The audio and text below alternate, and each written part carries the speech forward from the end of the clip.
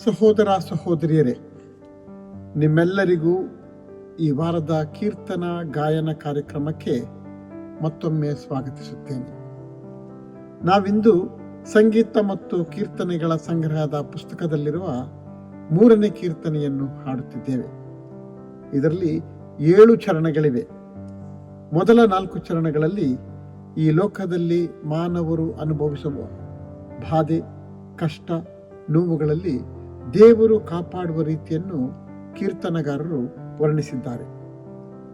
5, 6 ಮತ್ತು 7ನೇ ಚರಣದಲ್ಲಿ ದೇವರು ನೀತಿವಂತರಿಗೆ ಮಾತ್ರವಲ್ಲ, ಪಾಪಿಗಳಿಗೂ ದೇವರ ಕಡೆಗೆ ತಿರುಗಿಕೊಂಡರೆ ಅವರನ್ನು ಕ್ಷಮಿಸಿ ರಕ್ಷಿಸುತ್ತಾನೆ ಮತ್ತು ತನ್ನ ಪರಿಶುದ್ಧ ನಿವಾಸದಲ್ಲಿ ಸೇರಿಸುತ್ತಾನೆ ಎಂಬುದನ್ನು ತಿಳಿಸಿದ್ದಾರೆ. ಚರಣ 1ರಲ್ಲಿ ನಾವು ಕಾಣುವಂಥ ಮುಖ್ಯ ವಿಚಾರಗಳನ್ನು ನಿಮ್ಮ ಮುಂದೆ ತರಲು ಇಚ್ಛಿಸುತ್ತೇನೆ. ಚರಣ 1ರಲ್ಲಿ ಬಾಲ್ಯ, ಯೌವನ, ಪ್ರಾಯ ಮತ್ತು ಮುಪ್ಪಿನಲ್ಲಿ ದೇವರು ಪ್ರತಿಯೊಬ್ಬರನ್ನು ಆಶ್ಚರ್ಯವಾಗಿ ಹಗಲು ರಾತ್ರಿ ಕಾದಿದ್ದಾನೆ. ಆದ್ದರಿಂದ ಆತನ ಕರುಣೆಯನ್ನು ಧ್ಯಾನಿಸೋಣ ಎಂಬುದಾಗಿ ತಿಳಿಸುತ್ತಾರೆ. 2ನೇ ಚರಣದಲ್ಲಿ ಈ ಭೂಮಿಯಲ್ಲಿ ವಿಶ್ವಾಸಿಗಳಾದ ನಾವು ಯೇಸುವಿನ ಮಕ್ಕಳಾಗಿ ಜೀವಿಸುತ್ತಿರುವಾಗ ದೊಡ್ಡ ದೊಡ್ಡ ಕಷ್ಟಗಳನ್ನು, ಶೋಧನೆಗಳನ್ನು, ವೇದನೆಗಳನ್ನು ಅನುಭವಿಸುತ್ತಿದ್ದೇವೆ. ಆದರೆ ದೇವರು ಅದ್ಭುತವಾಗಿ ಬಿಡುಗಡೆ ಮಾಡಿ ಸಂತೋಷ ನೀಡಿದ್ದಾನೆ. ಆದ್ದರಿಂದ ದೇವರನ್ನು ಸ್ತುತಿಸುತ್ತೇವೆ ಎಂಬುದಾಗಿ ತಿಳಿಸುತ್ತಾನೆ. ಮತ್ತೆ 3ನೇ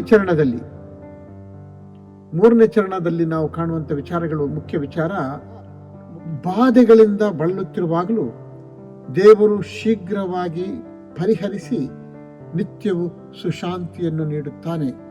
ಆದ್ದರಿಂದ ತಾಳ್ಮೆಯಿಂದ ದೇವರನ್ನು ನಿರೀಕ್ಷಿಸಿರಿ ಎಂಬುದಾಗಿ ಎಚ್ಚರಿಸುತ್ತಾನೆ. ಮತ್ತು ದೇವರು ಮರಣದ ಬಾಧೆಯಿಂದ ತಪ್ಪಿಸಿ ಕಾಪಾಡುತ್ತಾನೆ. ಆದ್ದರಿಂದ ನಿತ್ಯವೂ ಸಂತೋಷವಾಗಿರೋಣ ಎಂಬುದಾಗಿ ತಿಳಿಸುತ್ತಾನೆ. 5 ಮತ್ತು 6ನೇ ಚರಣದಲ್ಲಿ ದೇವರು ದುಷ್ಟರನ್ನು ನರಕದಿಂದ ಬಿಡಿಸಲು ತನ್ನ ಪರಮ ಪುತ್ರನನ್ನು, ಅಂದರೆ ಯೇಸುವನ್ನು ಈ ಲೋಕಕ್ಕೆ ಕಳಿಸಿಕೊಟ್ಟನು ಎಂಬುದಾಗಿ ತಿಳಿಸುತ್ತಾ, ಸಂಪೂರ್ಣವಾದ ರಕ್ಷಣೆ ಯೇಸುವಿನ ಮೂಲಕ ದೇವರ ಮಕ್ಕಳಾಗಿ ಅನುಭವಿಸುವುದಕ್ಕೆ ಅವಕಾಶ ಇದೆ ಮತ್ತು ದೇವರ ಪರಿಶುದ್ಧ ನಿವಾಸದಲ್ಲಿ ಜೀವಿಸುವಂತ ಭಾಗ್ಯ ಇದೆ ಎಂಬುದಾಗಿ ತಿಳಿಸುತ್ತಾನೆ. ಚರಣ 7ರಲ್ಲಿ ದೇವರು ಪ್ರತಿಯೊಬ್ಬ ವ್ಯಕ್ತಿಗೂ ತನ್ನ ವರಗಳನ್ನು ದಯಪಾಲಿಸಿದ್ದಾನೆ. ಪ್ರತಿಯೊಬ್ಬರಿಗೂ ವಿವಿಧವಾದ ವರಗಳನ್ನು ನೀಡಿದ್ದಾನೆ. ಅದರ ಉದ್ದೇಶ ಸಮಾಜದಲ್ಲಿ ಒಳ್ಳೆ ಕಾರ್ಯ ಮಾಡಲು ಮತ್ತು ದೇವರನ್ನು ಉಪಕಾರ ಸ್ತುತಿ ಹೇಳಲು, ದೇವರು ಕೊಟ್ಟ ವರವನ್ನು ನೆನಪು ಮಾಡಿ ದೀನತೆಯಿಂದ ಶಾಸ್ತ್ರಾಂಗ ಬಿದ್ದು ಸ್ತೋತ್ರ ಮಾಡಲು ಕೊಟ್ಟಿರುವಂಥ ವರಗಳು. ಆದ್ದರಿಂದ ಇಡೀ 3ನೇ ಕೀರ್ತನೆ 7 ಚರಣಗಳಲ್ಲಿ ದೇವರ ಉಪಕಾರ ನೆನೆಸುವಂಥದ್ದು, ದೇವರ ವರಗಳನ್ನು ಸ್ವೀಕರಿಸುವುದು, ದೇವರ ಮಕ್ಕಳಾಗಿ ಜೀವಿಸುವುದಕ್ಕೆ ಆದ್ಯತೆ ಕೊಟ್ಟಿದ್ದಾನೆ ಎಂಬುದೇ ವಂದನೆ.